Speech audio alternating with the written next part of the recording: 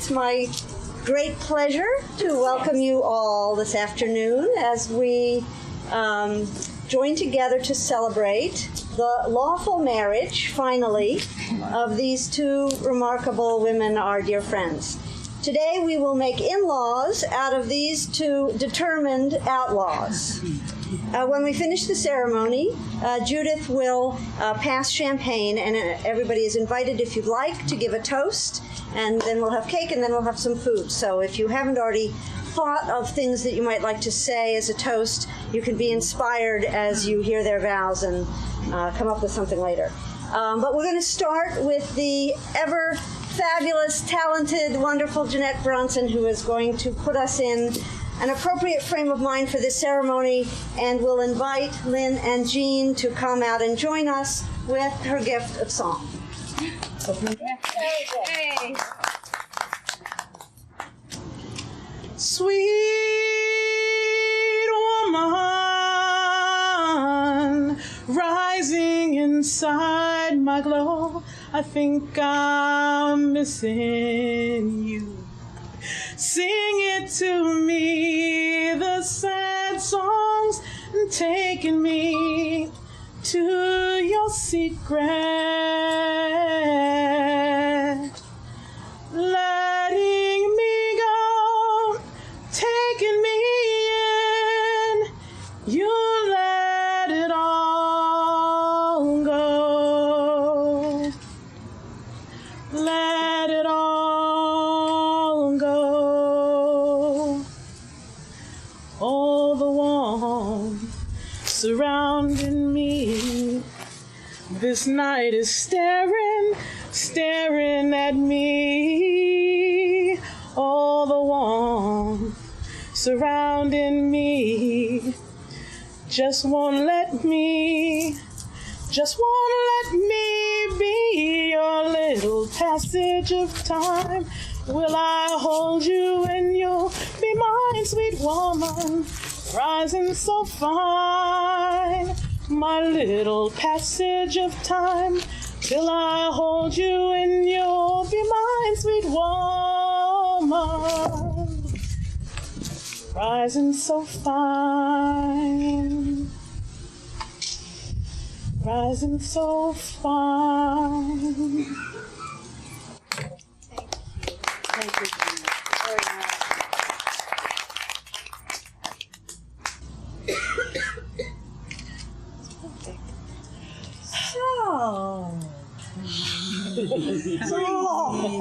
Here we are. Here you are. Beautiful home with your beautiful friends. And we are gathered here today, in the words of our United States Congress, because extending marriage to same-sex couples, and I quote, is a truly radical proposal that will fundamentally alter the institution of marriage. Speaking on behalf of those who are already married, we're doing our best, but we could use a little help. Yeah. 24 years ago, Jean Cordova and Lynn Ballen joined their lives and hearts together in a partnering ritual, celebrated by a great gathering of friends and family. The commitment they formalized then has enriched their lives across these many, many years, as they forged ahead through many grand adventures, a few mishaps, and some challenges. They're before you today 1 year ahead of their silver anniversary, with their relationship deepened and burnished by all those experiences. Finally, ready to make their relationship legal under the laws of our United States government. We know neither of them takes this step lightly. As Jean says, toward the end of her memoir, the young Cordova thought, all those years ago, that she, quote, might never find a mate with whom to share her life. And as Lynn has said plenty of times, some of them quite recently, in fact, she tried marriage once before and promised herself never to do it again. And aren't we all glad they both were mistaken? Doreen and I have been tickled at the many things we seem to have in common with these two. Like them, and probably like many of you, we haven't seen marriage, even marriage to another woman, as a likely or even desired step. But 5 years ago, on the 24th anniversary of our first mutual commitment, Dorina and I did get legally married. The experience was sweet and deeply meaningful. And as lesbian feminist lawyers who care a lot about precedent, we think there's an auspicious precedent in the timing of this long-deferred wedding. We wish for our dear friends, Lynn and Jean, every bit of the joy we've had with our lives bound that much more closely together by legal marriage.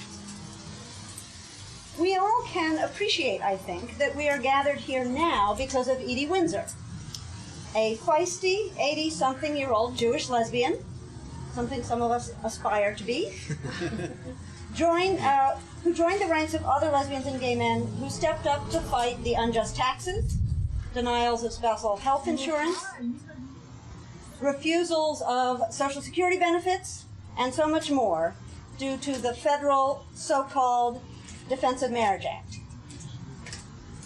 As in the U.S. Supreme Court decision rendered this past June in Edie's case, Justice Anthony Kennedy acknowledged that our Congress passed that law excluding lesbians and gay men who are legally married from federal respect and benefits in order to, and I quote, express both moral disapproval of homosexuality and a moral conviction that heterosexuality better comports with tradition, especially Judeo-Christian tradition, and morality. That was our Congress, our tax dollars at work.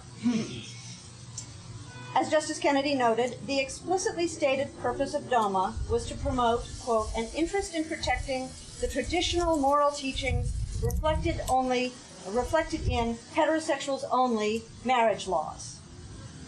I like to think I was responsible for some of that phrasing because it seemed to me the heterosexuals-only part kind of gets the essence of it.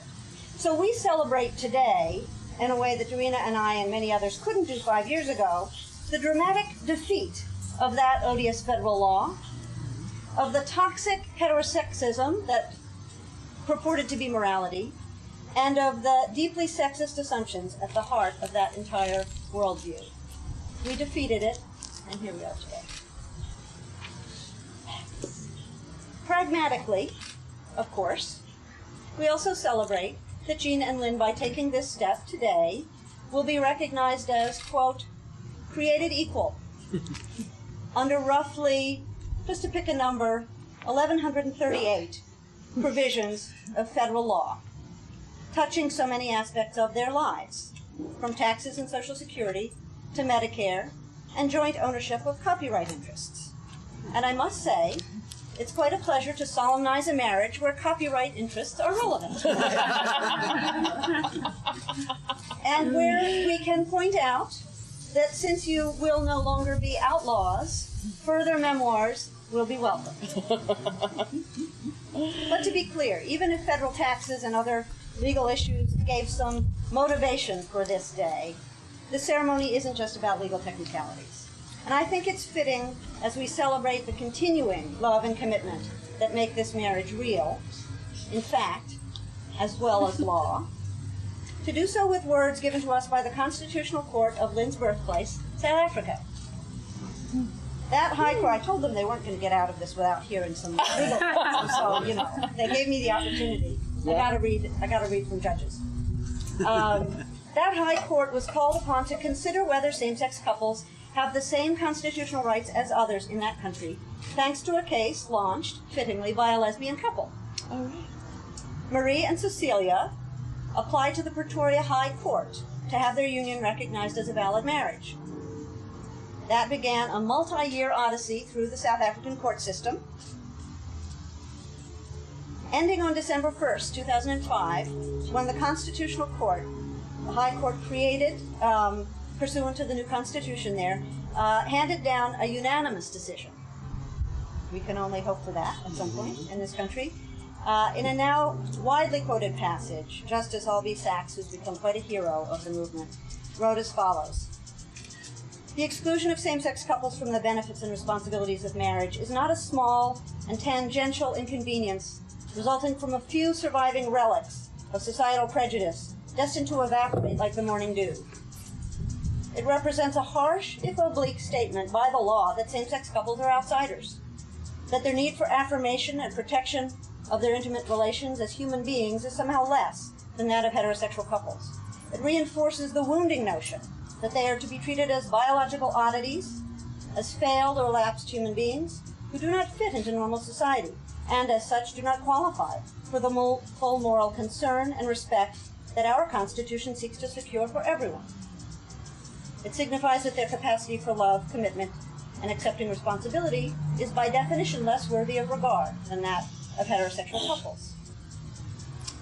And thus the court, created by a country that had endured such struggle to end the vicious immorality of apartheid, applied the principles of its new constitution to conclude that the exclusion of same-sex couples from marriage was unfairly discriminatory, unjustifiable, and therefore unconstitutional and invalid.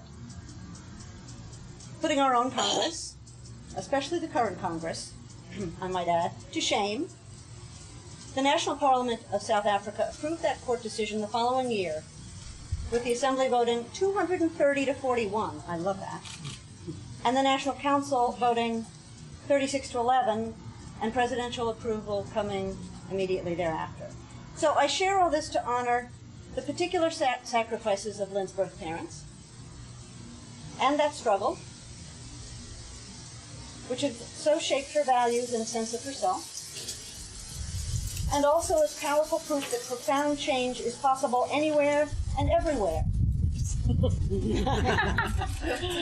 especially in the backyard, when we all work together as activists to make it so. So with that context of a little bit of law, a little bit of activism, social change, and the love that brought us here and binds us as friends and as family, let's all witness through our presence and participate in the legalizing of this union founded in friendship, respect, enduring commitment, and love. Jean and Lynn will now take their vows, and in so doing they will satisfy the requirements of California's law of marriage.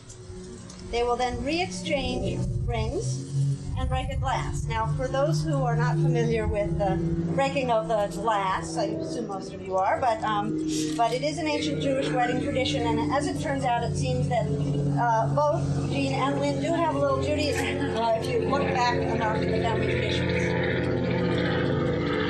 Some say that this breaking of the glass is a typical Jewish trait, that even in times of great joy, we want a reminder that there's sadness, don't be too happy,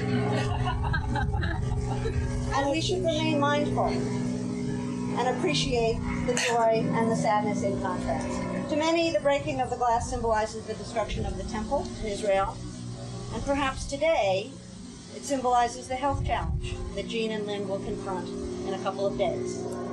Whatever it represents, it reminds us not to take anything for granted. Not life, not love, not health, and not the protection of our laws. So, Lynn and Jean, you both made serious promises to each other 24 years ago, but these are going to be binding. And you do have bilateral lawyers here now. I know. for what good and not good that may bring you. So, you got to mean it this time. Lynn, I understand that you're going to go first. Okay.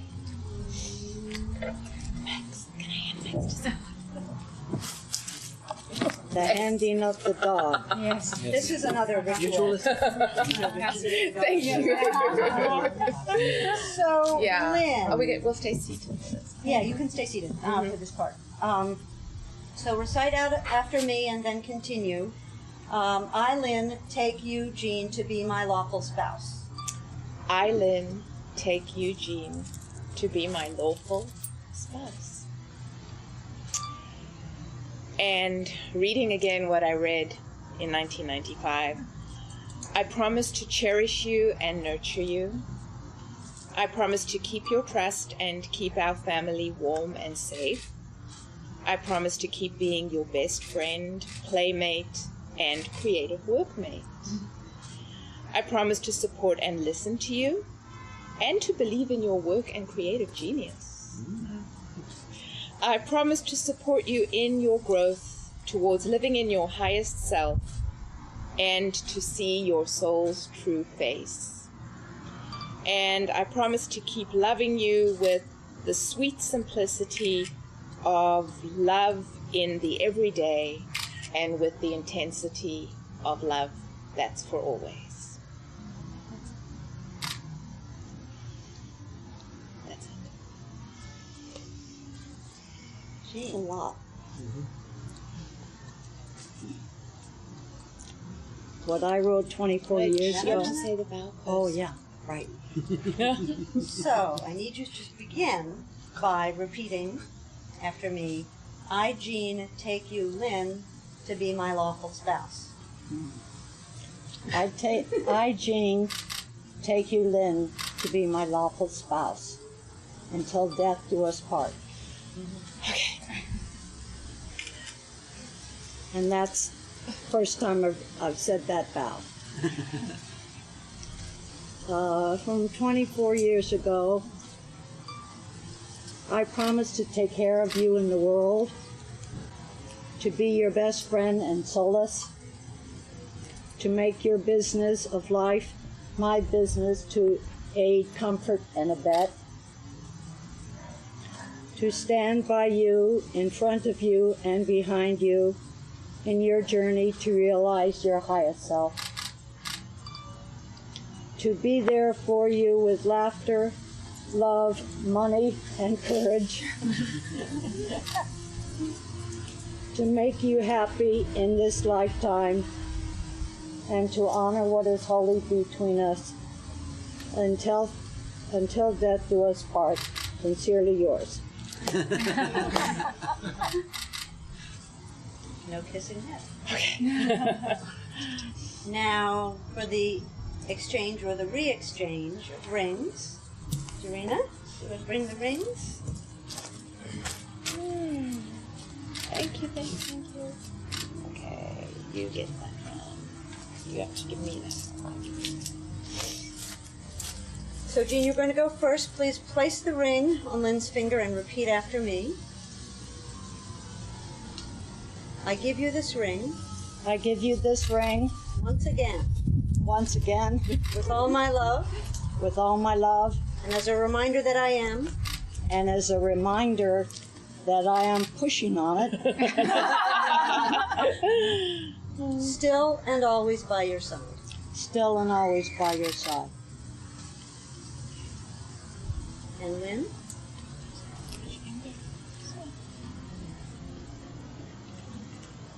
I give you this ring. I give you this ring Once again. once again With all my love. with all my love And as a reminder that I am. and as a reminder that I am Still and always by your side. still and always by your side. Now, if you would both please stand.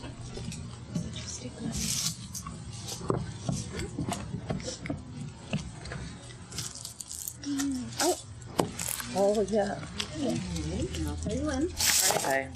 So, here's the legal part. With the power vested in me by the state of California, as confirmed by Judge Walker of the U.S. District Court for the Northern District of California in San Francisco, and Governor Jerry Brown, and our mixed-race, brilliant feminist Attorney General Kamala Harris, I now pronounce you legally married. And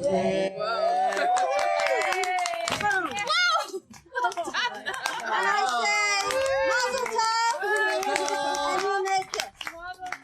Yes, yes. Yes.